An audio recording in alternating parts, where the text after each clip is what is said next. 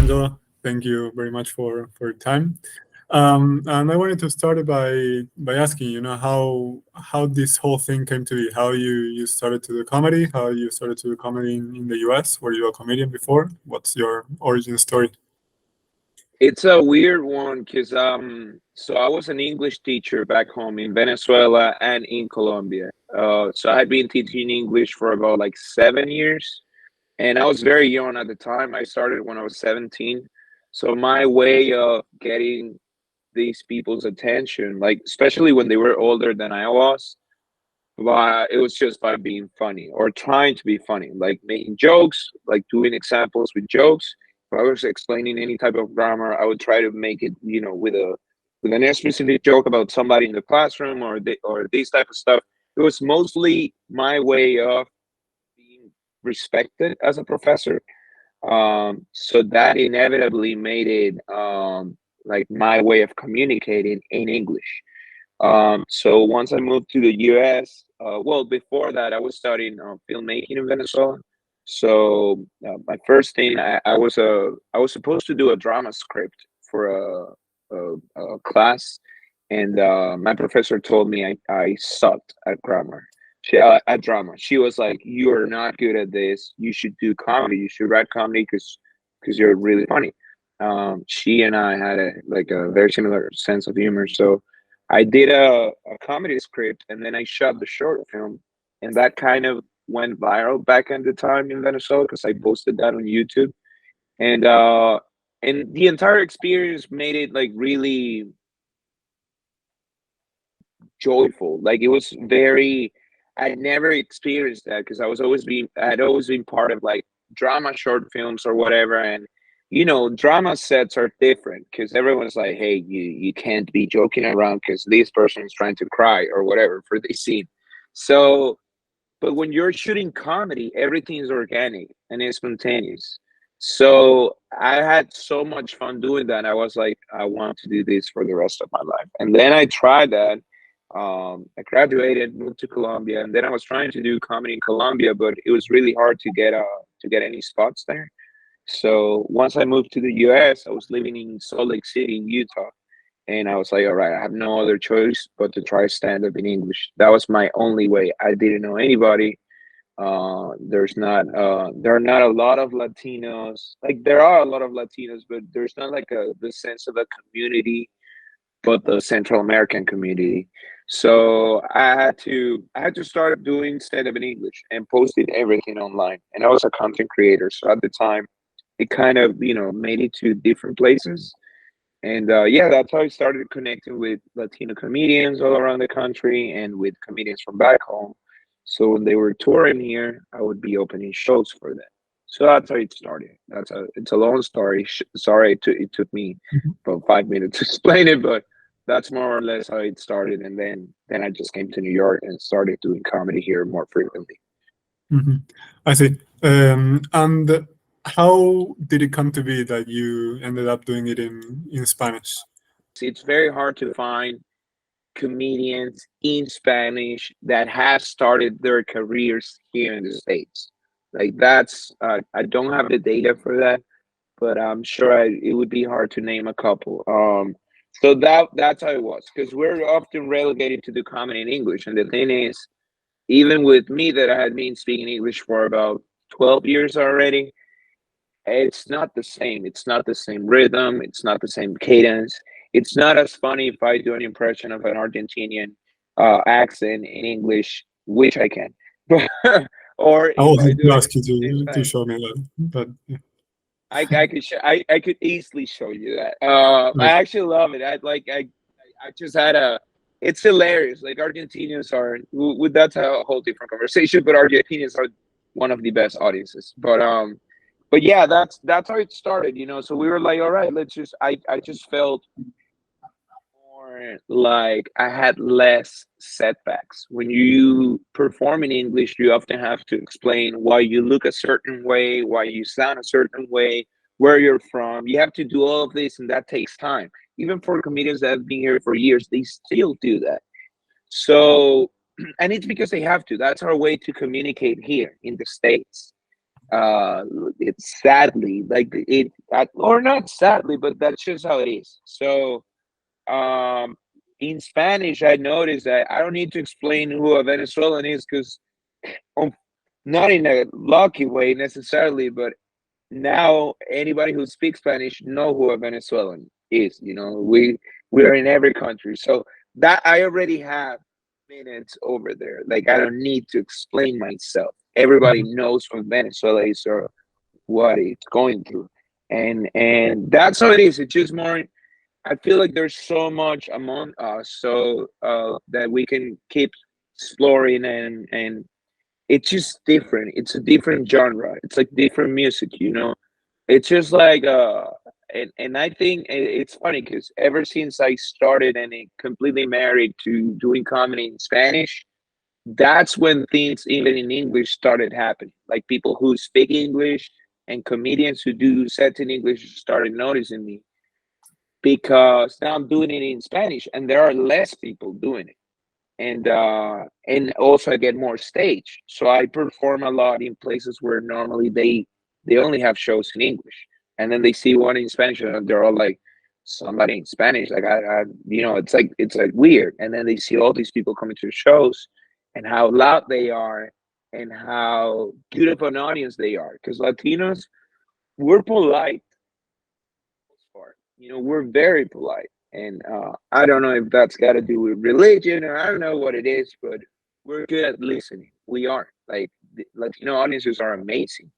Um, so, and in English, you could run into people who could be racist towards you. You do find that.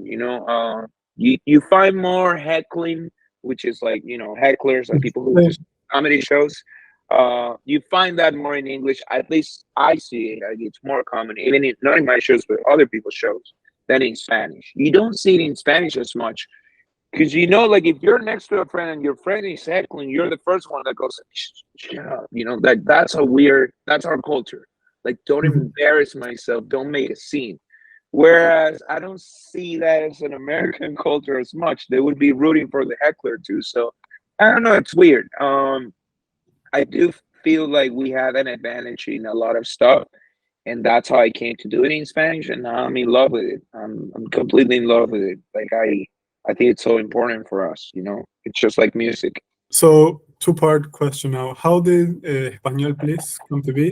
And has the crowd's composition, ethnically speaking, changed ever since?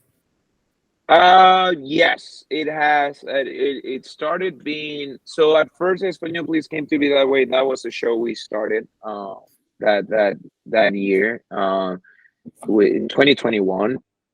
We stopped doing it in 2022, early 2022. Just different stuff. We weren't around as much. We were doing our separate things, and then we picked it up again at the beginning of the year, but we stopped again. It stopped in June, just because we don't. Uh, it's hard to be in New York at the same time. So, and we're touring, we're doing stuff. So we kind of stopped. And I'm doing my show in Washington D.C., which is Gente Funny. So Mhm. that's why I put more attention there, because I feel like here in New York, you can do those shows anytime, whereas in D.C. it was literally the first show in Spanish, like ever, first showcase. So, but yeah, audiences, they change, because at the beginning, yeah, I do have a lot of Colombian audience. It's broad. I have a lot of Mexican audience. But those would be the three most popular ones, like Venezuelan, Colombian, and Mexican.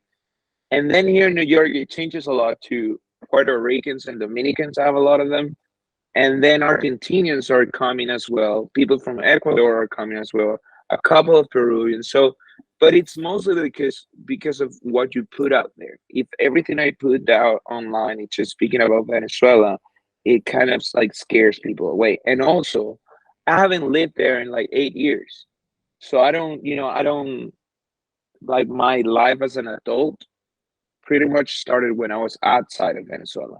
Mhm. So I have more in common sometimes with any other immigrant than with people from Venezuela. You know what I mean? Like you find more things in common because I live here, so do you. You know, I go to this deli, so do you. I take the train, so do you. Whereas, it's just harder for me to connect that way. So I have been able, luckily, like just with the audiences in general, in Espanol, please, in Gente Funny, in my own show, I've been able to make it a little bit broader. And it's not maybe the biggest one because my friends, they sell out like, like theaters and complete like full house comedy clubs, but luckily it's very diverse. Mhm. So, have you been able to kind of identify patterns based on nationality? So, if you have, I don't know, a mostly Mexican audience, you know what to expect, Venezuelans and Colombians. Yes, I have found that mostly geographically, but only because they don't intertwine as much. Like they don't meet. So I have a lot of Dominican jokes, and I perform here in New York. So every time I say those, they go really well because everybody knows a Dominican here. And I love them. They're my favorite people. But then if I do these jokes, which has happened to me in Texas or Chicago, they don't get them because they haven't met the first one. And I noticed that. And I was like, oh, why is this not working? This usually kills. What happened here? And then I realized it's not as common. It's more like it was the same in DC. I realized there's a lot of Central America. So I do a lot of I try, especially when I don't live there, I try to meet people outside. So I try to go out. I try to speak people to speak people to speak to people in the show and after the shows, just to learn a little bit more. But Central Americans, just per se, are way more polite. So they're better at listen. They can listen to a story for like 15 minutes. Just to wait for a punchline. I'm not even kidding. Like they are really good at like they are a well-behaved audience. Whereas here in New York, or maybe if you perform in Miami, you gotta be like, you gotta hit after hit after hit. Sure, you can eventually, like, if you have them already, you can take your time. And I consider myself as a slow pace person in general, both in English and in Spanish. So I need that. But whenever performing in these places, I have realized I have to be faster. And that often depends on geographically where they're at and the type of people. If it's Caribbean, you have to be fast. If it's Central America, you can be slow, you can be slow paced, and you can try to pinpoint the differences between a Salvadorian, a Guatemalan, Mexican. Those are like which is North America, but in that, and those are very hard to identify. I'm still finding my way through it. It's easier for me with Mhm. Colombians, Argentinians, like Chileans. Like it's just super easy for me. Like I can spot them right away, even by what they're wearing. I can tell right away where they're from. And sometimes even in Colombia, I can tell exactly the city where they're from, and they're often surprised. Yeah. But yeah, it's harder for me when it's places where I haven't been to, or I don't meet as much. Yeah. Mhm. And what about for non-Latinos? I mean, for what you have maybe perceived, do you think they are starting to differentiate, Latinos, or they're mostly still, looking at us as, one big community? No, there's certainly it started way more than people think. Certain, like, of course, if you go to like Middle America, probably still sees us as just Mexican because it's just the largest demographic.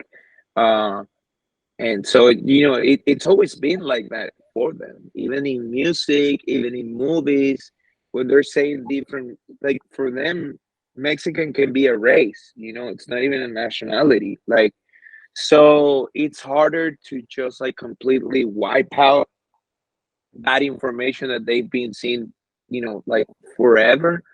In more diverse cities, yeah, they tend to be more careful when addressing to somebody. So they ask you, "Where are you from specifically?" "Oh, where is that?" There's more of a conversation than just assuming you are from a place. So yeah, they have started, and it's so much like that, more than people think, that young generations, mostly younger people, they are coming to the shows in Spanish because they're trying to learn Spanish only because they like Bad Bunny, they like Carl G, J Balvin. It's a lot of it has to do with reggaeton, whether people like it or not. Like it's helped so much to give us value, because you would think how maybe a rock band that you know of, like I don't know, Fall Out Boy or somebody like that, maybe they have a harder time trying to sell Madison Square Garden than Carl G. You know, so that's how we make ourselves be respected. Like, hey, we're doing this in Spanish and we're still selling out, and the tips are being great, and the audiences are being polite and amazing. So it is starting for them to be like, all right, we gotta take these people, like, we, we gotta pay attention to this. And yeah, a lot of them are want to produce shows now for us. Like, it's happening. I think it's a great time for us. Yeah. Angela, thank you very much for your time. Is there anything that you want to add that maybe I didn't ask? No, I wanted to thank you for reaching out. This is very important for us, for me, and for the comedians that are touring with me. The fact that people want to pay attention to what we're doing. It's not mainstream yet, but it will be. And so I really appreciate the fact that this is more like a something that it's just interesting, at this point. So I wanted to thank you for your time as well. Thank you for letting me speak and making so great. Like, these are great questions. A lot of people ask the same questions all the time. These allowed me to be, a little bit more eloquent than I'm normally am. So I appreciate your time as well.